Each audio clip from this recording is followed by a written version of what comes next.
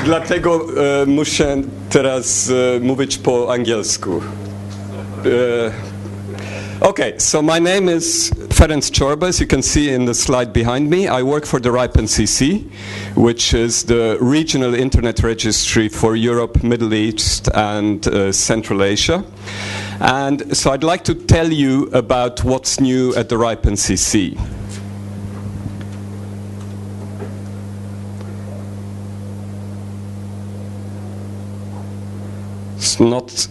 Doesn't seem to. So this is what I want to talk to you about today.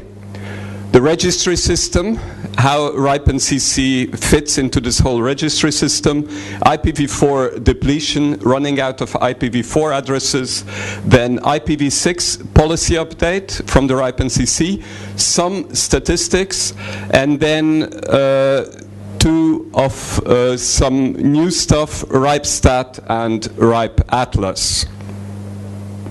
So let me start with the registry system. And as I said, the RIPE NCC is one of the regional internet registries. And here you see our region. And you see all the other regions for the different regional internet registries in the world.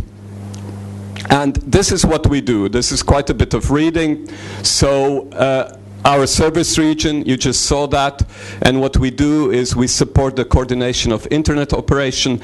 What does that mean? We distribute and register internet resources, IP addresses, AS numbers. We are a not-for-profit membership organization. That doesn't mean we are a charity, but we are not-for-profit. And we have 7,700 something members. So we, thank you very much. Yes. So we hand out addresses and AS numbers to these members and provide services to our members, but we also provide services to the community. We are neutral, impartial, open, and transparent, and that means that actually it's not us who comes up with the policy, with the rules. It's the RIPE community, which is open to everyone. Everyone can participate, and it's self-regulated, and they tell us what we should do. That's the idea. And these are our activities. So I told you that we are distributing and managing and registering number resources. We maintain the database, the routing registry. We are all about numbers, so statistics, measurements, education. We give training courses to our members. We maintain the K-route, and we also maintain the ENUM root zone. Where do addresses come from? Well, here. IANA hands them out to all the regional internet registries in the world, and they in turn, like the RIPE NCC, hand out resources to their members mainly, and the members will hand it out to the end users. And this is how this looks like in IPv6 world. So /8 is what, /8 is what IANA takes care of, hands out big chunks of addresses, IPv6, to the regional internet registries like the RIPE NCC. They hand out so-called allocations to the LIRs. Mostly they are ISPs, but not always. And they will then hand out so-called assignments from their allocation, or the RIPE NCC can hand out directly assignments to the end users. This is called PA, provider aggregatable. It's put together, it's aggregated on the provider's level, and this is PI, provider independent. And this whole system of the internet registry system, of which the RIPE NCC and the LIRs, the members, are part of, have three important goals. And the three goals are these. Registration, that's the number one. So the idea is all resources have to be registered in our public database, the RIPE database. And that is to ensure the uniqueness of resources, but also to enable you to get in contact with whoever holds these resources if for whatever reason there are any issues. Number 2 goal is conservation, not to waste these resources, these IP addresses, AS numbers. And number 3 goal is aggregation, not to have the routing table go through the roof. So put together and announce resources that belong to one ISP together. Right. And so that was the RIPE NCC, the company I work for, and I said that it's open and transparent, so that means that the policies are not made by us in Amsterdam, but they are made by the RIPE community. So the RIPE community, anyone can take part, all of you can take part in that, comes up with the policies, and those are the policies that we will then execute. And it communicates in working groups according to topics. We actually, or not we, but the RIPE community meets twice a year at the so-called RIPE meetings. The next one will be Vienna. And if you are a new LIR, a new member of the RIPE NCC, you can get free tickets to attend. Unfortunately, not for your plane ticket and your hotel, but it's free to attend. But there's no need to attend if you don't want to. What you can do is you can participate remotely, webcast, and you can actually use IRC to actually send in the questions that will be then discussed in plenum. So please participate, you make the rules. So if you don't participate, that's a bit like having parliamentary elections and 2% of the people go to vote. So please participate and make your voice heard, because those will be the policies that we are going to carry out. And at the moment, the new RIPE policies are all about these two things, about helping IPv6 deployment and about helping making the remaining IPv4 addresses last as long as possible. Right, that was the first section. So RIPE NCC and the whole registry system. Now about IPv4 depletion. We are running out of IPv4 addresses, but you're aware of that. And I had it animated, but I had it in Keynote, so you have to look at it in PDF. This is what we call our plane crash graph, because it went boom. What's this? This is the IANA pool of IPv4 addresses. And you see they have run out of addresses in February. So the central registry doesn't have addresses that they can distribute anymore. What does this mean? Well, this is sort of the future scenario sketched on a timeline. This is where we are now. IANA exhausted their IPv4 pool, and each of the regional internet registries like RIPE NCC got a slash, the last /8. /8 is 16 million addresses. And now, as long as the RIPE NCC has not only this /8, but they have 2 or 3 more, then business is pretty much as usual, except with a certain small differences, which I'm going to tell you. That's where we are at the moment. As soon as RIPE NCC reaches the final /8, then everything will change. The rules will be then quite different. And that means that we are going to have the RIPE NCC's allocation policy from the last /8. I will explain to you how that will look like. Once that is exhausted, obviously we don't have any more IPv4 addresses, so if you want addresses from us, you can get any type of addresses as long as you want IPv6. So that's the future. Right, at the moment, with excuses, I think to Ford, he said that, sorry about that. How many addresses? So people ask us, so when are you going to run out of addresses? Yeah, we are not any fortune tellers, so we can't tell you. But what we can tell you is we can give you a crystal ball. Here's your crystal ball. And you can have a look at it and make your own prediction. So what you see here is the remaining IPv4 pool. And you can see here the number of million of addresses. So this is just under 80 million addresses. And you can see this is the last /8. So that's about 16 million addresses. That's marked specially. And you can see this is June, this is September, and it's already noticeable. So please take the crystal ball and make your own prediction how long this will last. There's no guarantee that it will not suddenly go whoop. We can't guarantee that, but this is, and on our website you can always see this if you're interested in that. So, apart from this, what are we doing at the RIPE NCC, and what should you be doing? Just wait and see and wait for everything to happen? Well, no. We have a few policies to make things a bit smoother. One of them is a run out fairly. So we want to run out fairly of these addresses.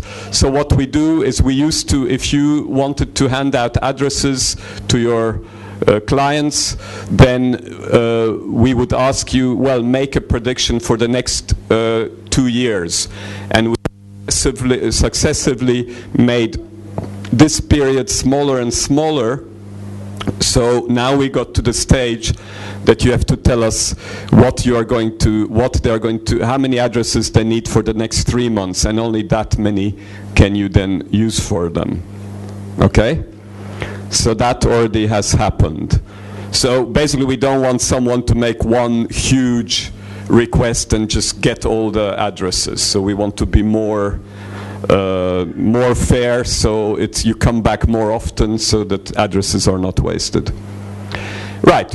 If you now get into, well, I don't want to say panic mode, but if you say, okay, I want IPv4 addresses and I want them fast, well, you can go to this URL. It tells you how to, as an LIR, if you are a member of the RIPE NCC, what's the best way to make sure that you send in the request and you get the addresses as fast as possible, that we don't keep asking you questions, because here it is just told what you should tell us immediately in the beginning so that we don't keep asking you questions, but you actually can immediately tell us all the information and things happen fast.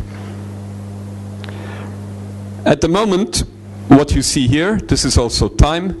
You can see the RIR allocations. So this is what the RIR is allocated. And here you see what is announced. So there is a gap. So what happens with these addresses between the red and the blue line? Well, those are addresses that are under pillows, in mattresses, dug down in the garden. I don't know, someone is sitting on them. Oops. Someone is sitting on them. Now, because of this, we have all kinds of policies. One of them, this is fairly new, transfer of IPv4 allocation. If an LIR says, okay, I have too many addresses, I can give them to another LIR. And why they say it, that's none of our business. Because whatever, they are in love with them, you know, that's not our business. Whatever the reason is, they want to transfer to another LIR. That's possible as long as what they are going to transfer is completely empty. They are not using anything there. And the size is not smaller than a /21, 2048 addresses. Then they can transfer it to this another LIR. What you do is you actually have to request it from the RIPE NCC. We evaluate it. We evaluate it according to the same policies as we evaluate other requests when you ask addresses from us. And we register it in the RIPE database, so it's quite sure that it used to belong to you, now it belongs to them. So it's done according to the rules. Why the two of you do this? I said that's entirely your business. And this is quite new. This happened yesterday.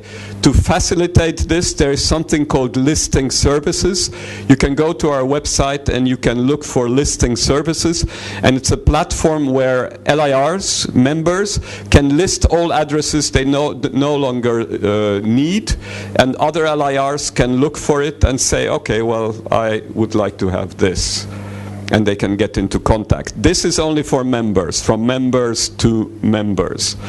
And all this you can access via the LIR portal, which is the interface for members, for LIRs. And this is, as far as the rules are concerned, it's nothing new. It's based on the previous slide. It's just made a bit more streamlined so that you can actually do that. And this whole service is free. Well, it's included in the membership fee. Okay, let's see how am I doing time-wise. I think I'm still okay. Then there is the whole question of unannounced early registration addresses. Those are addresses that were handed out even before the RIPE NCC existed.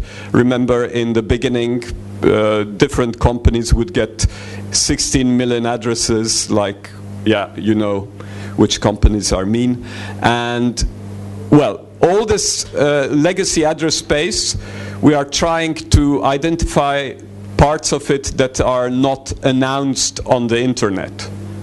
And we contact the holders to see if they want to return it.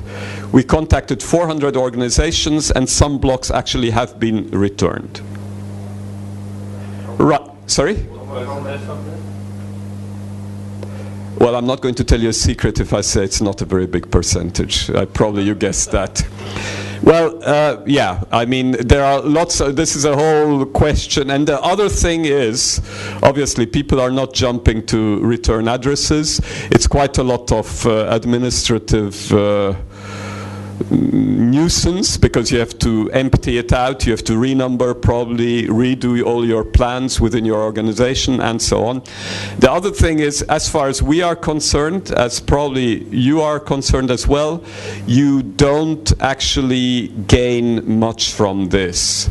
So if you actually, all these addresses are handed back, it's like being on death row and you get 2 extra weeks. You might as well get and try to figure out what you do with IPv6. So it doesn't really stop anything. It gives you time, but much less time than even we expected it in the first in the first case. So it doesn't really solve anything. You get a little bit of extra time, but not enough to really help you much. So it doesn't really solve anything. Right. So now I'm talking about the last stage in the timeline you saw earlier, the last /8 of the RIPE NCC. How will the distribution of the last /8 differ from the previous /8s?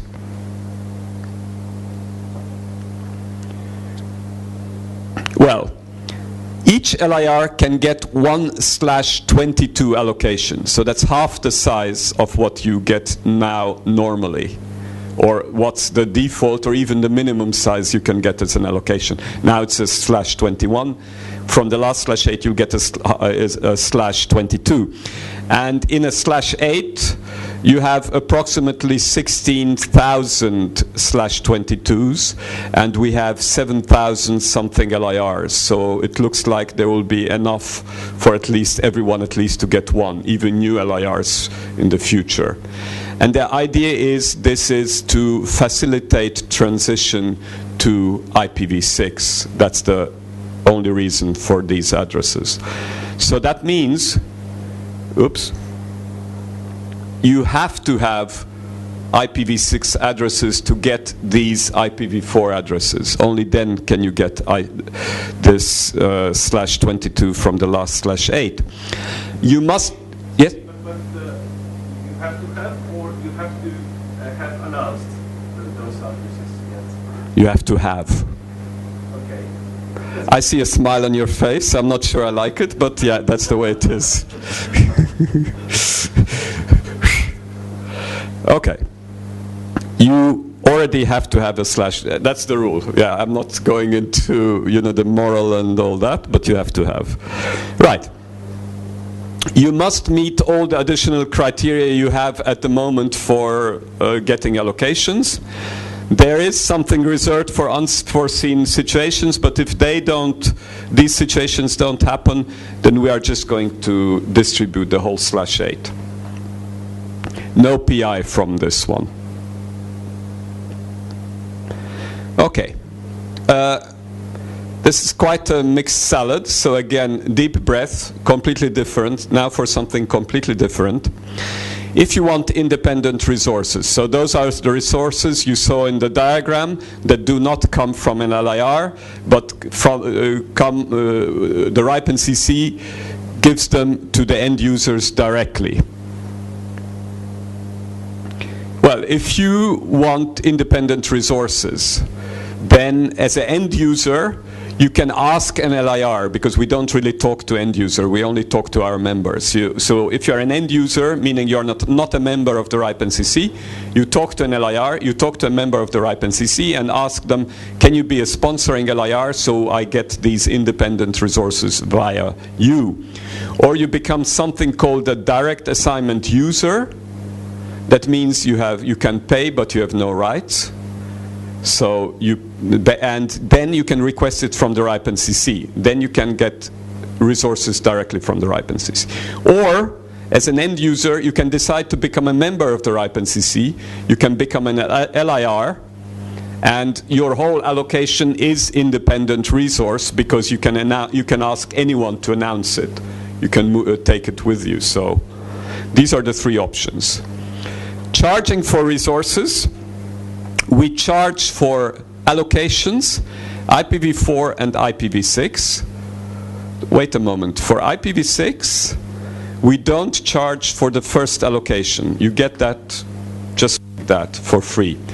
And the way we charge for these resources is you get number of points. And if you have a certain number of points, you get into a category, and then your membership fee for that year will be so many euros. So it can be that you ask for an extra allocation, you get more points, but you stay in the same category and you don't pay more. Yeah, that's the system. But what counts is IPv4 allocations and IPv6 allocation, but not the first one because that's free for the time being. In the future, I don't know. Sorry? Yes, because allocations, only an LIR can get allocation. So only for LIRs. End users can get PI, and PI is charged not in, it's not counted in the points of the LIRs, but it is a 50 euro fee into not my, but the RIPE NCC's hand directly. So every time someone asks for PI, 50 euros, cling, kassa. Okay? Good. So, but it doesn't count at all in your membership fee. Okay? That's the system. Right? Allocations do, provider independent, and independent resources don't count in the membership fee. If you have got PI, if you happen to be an end user, a few things to remember. You have to have a contract, either with your sponsoring LIR, or if you got it from the RIPE NCC, you have to have a contract with us. Basically, we just don't want you to disappear into the gray mist. We want to have a contact with you. Yeah, you can contact us here. So, to remember, reduced allocation assignment periods, not 2 years like they used to be, but 3 months, so quite. You can transfer IPv4 address space. There's something called listing services to make it even easier, and different rules for final /8. Okay? The future? IPv6. Yeah, I have to work on my Polish. So, that's the, yes please. So let's talk about IPv6. We have something called IPv6 ripeness. As far as the RIPE NCC is concerned, we have a look at the statistics and we give different grading. Very good, not so good, And well, no, it's basically just an indication how IPv6 ripe your registry, your LIR is. Okay, so this is only for members, only for the 7,000 whatever members. And the rating system is, if you have an IPv6 allocation, but you don't do anything with it, you still get 1 star. You have 1 star. For all this announced root object in the database, reverse DNS, you get an additional star. So you can get a maximum of 4 stars. If you want to see all 4-star LIRs, you can see them here. Obviously, it doesn't mean that they have set up amazingly good IPv6 services and connections to their customers. It just means, according to the RIPE NCC, they did everything what, according to us, they can do, and the rest, obviously, is not RIPE NCC's as a registry's business. Yeah. So, let's have a look at statistics. This is for the whole RIPE NCC service region, 7,757 LIRs. 55% don't even have IPv6 allocation. 55%. 13% at least have an IPv6 allocation. And these are the other stars, okay? Poland is doing better than the European average, so that's good. 47% don't have IPv6 allocation. 8% has an allocation but nothing else, and these are the other stars. How does Poland compare to other neighboring countries? Well, obviously, here you see the sizes as well, the number of LIRs, and in Germany and Russia you have more LIRs. And yeah, well, but you can see it better if we look at the percentages, and you can see Poland is doing quite well.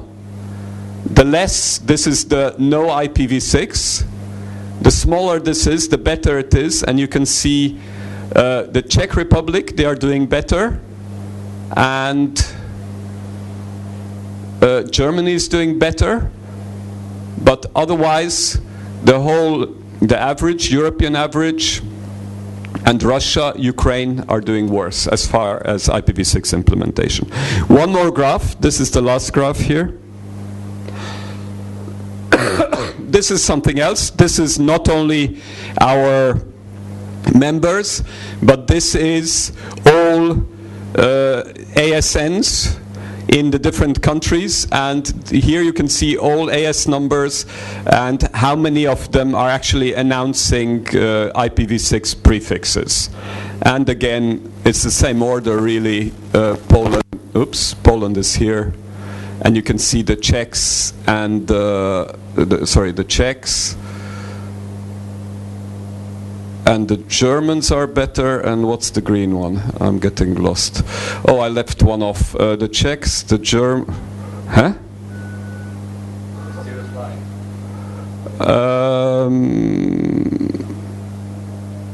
I have to check this one. I'm not really sure. Sorry. Poland is anyway. Poland is here. Yeah.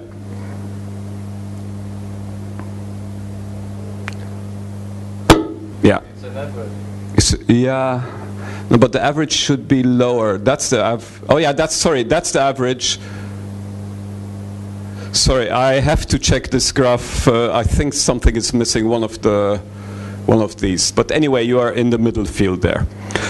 To get an IPv6 allocation, these are the rules.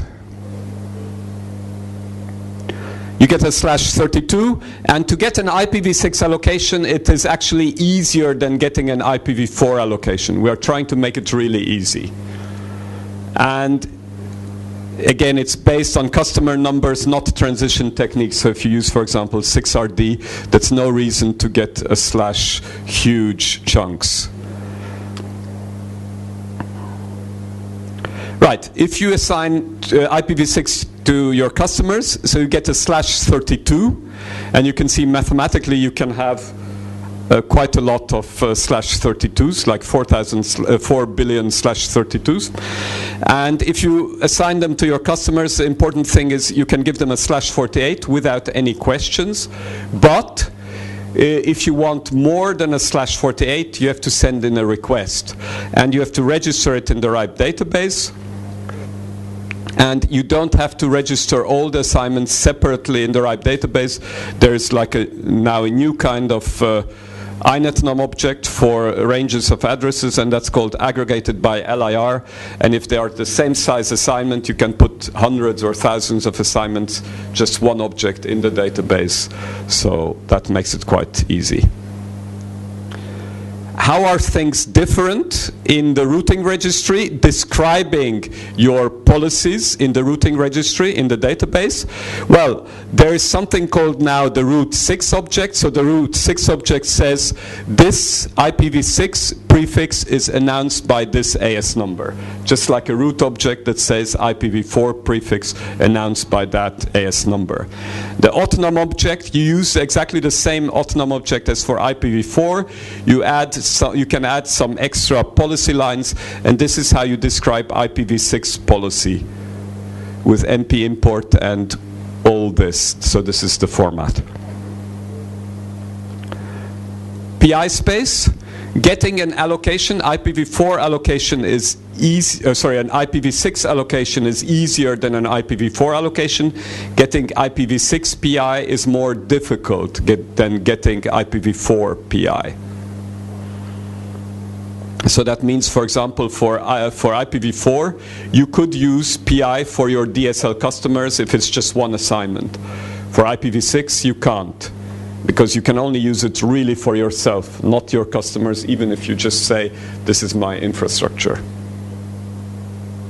And you have to demonstrate that you will be multi-homing, or whoever gets the PI address space, but there is right now a policy that's just about to be accepted that will delete this condition. So in the future, probably if that gets accepted, and I think it will quite soon, then you will not have to demonstrate that you are multi-homing. Oh, actually you have to talk into the microphone, I just discovered. Just very close. Right. There's, some other news items. So to now access the database, we have something called RESTful API. So you can, so that's good news if you want to have like bulk, updating bulk things automatically. So now you have an application interface. And at the moment you can only query, but very soon you will be able to actually update objects in the database using this interface. You want to know more about it, read here. Okay. This is the last section. I think I'm doing okay, so I think in about 10 minutes I'll be finished. Two new things, RIPE-STAT and RIPE-ATLAS. Has anyone heard of RIPE-STAT? No? One person. Has anyone heard of RIPE-ATLAS? Very good. Does anyone have RIPE-ATLAS at home or in their company? You do. Very good. Two of you. Very good. Okay, so let me just make a bit of propaganda for these two new services. RIPE-STAT. Well, the RIPE NCC, sorry, this design, probably we are not going to get a prize for design here. But what RIPE-STAT does, the RIPE NCC is all about numbers and statistics. So the idea is that all the numbers and all the active measurement, everything that we have to present in one interface. So you type in, for example, an IP address range, you type in an AS number, and you get a whole page with like perhaps 10 different boxes with all kind of graphical information about that resource. And this graphical, so this is quite neat, and you can see it comes from all these.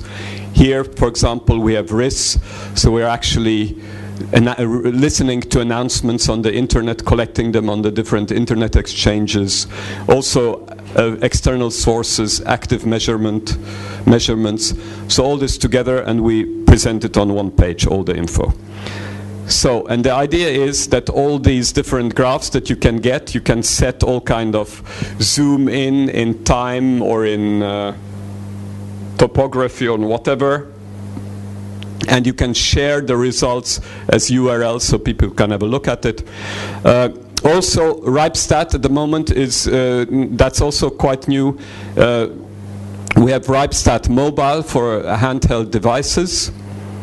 And the next public demo will be tomorrow, or not tomorrow, on Tuesday, October the 4th. And if you have any suggestions or you want something that's not there, please let us know, because at the moment it's beta, we are developing it, and we are very eager to hear feedback. Now for something different, Ripe Atlas. So the idea here is, what Ripe NCC would like to do is to have thousands or tens of thousands of measurement nodes all over the internet. This is how they would look like. And run different measurements. So for the time being, from different places in the internet, do, I don't know, ping and traceroute and DNS queries, that kind of stuff. And so we just started building it, and we are looking especially for people. So that's the idea, to have something like this. And the idea is that this should be a community effort. So instead of building your own separate individual private infrastructures to measure all this, to have a huge common infrastructure that you can use for private goals and for community goals.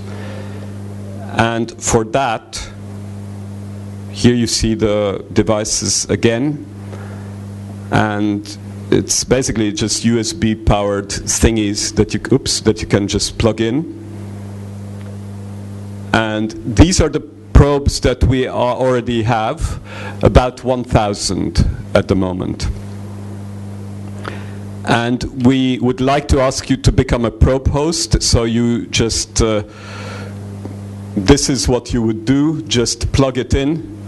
And you could have then access to fixed measurements from your probe. You also get credits, so you can have a certain amount of measurements from any probe that you can ask to be done, and that will be done for you. And about the security aspects, you can read that. It doesn't listen to traffic. The only thing it does, it sends out these, basically these queries, as I said, ping, traceroute, DNS queries. Okay. And a map. So for example, K-root servers, this is what we see. This is how we see this. K-root servers, so here you can see the round trip time. Different colors suggest different times. And so please, if you're interested, I actually do have some probes, so if anyone is interested in this, please come to me. I can give you one per person, one per company. And you can also sponsor it, so if you want more, then for a certain amount of money you can have loads of them. So, as I said, please, if you're interested in having one of these probes, I have a few in my bag right now, so please come to me, I can give you one. And otherwise, are there any questions? Yeah. Yes? If my company wants to give some IPv6 addresses for our customers for hosting, this means that we must become LIR to get IPv6 resources, and then we can give them for hosting services, the addresses. That's true.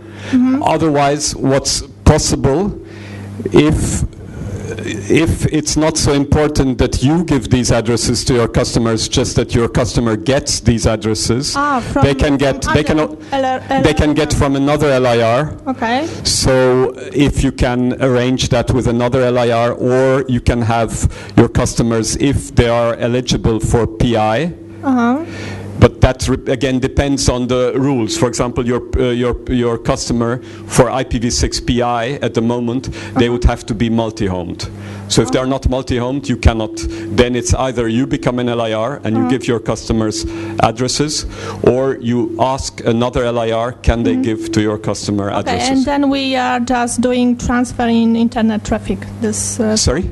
And if they will get these addresses from other LRI, we are just preparing the technical, transfer these addresses from their servers to the internet, yeah?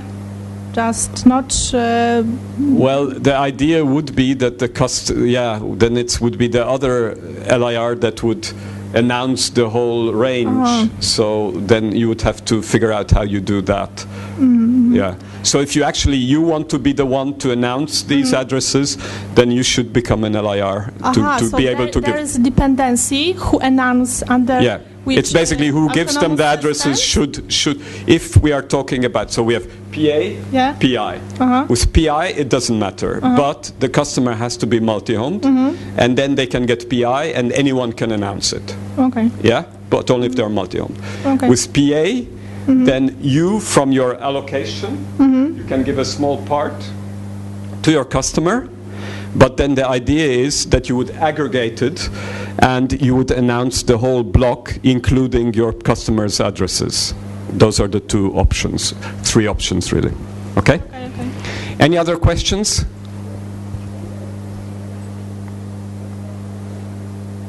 No more questions. No more questions. Thank you very much. Thank you very much for your speech. Thank you.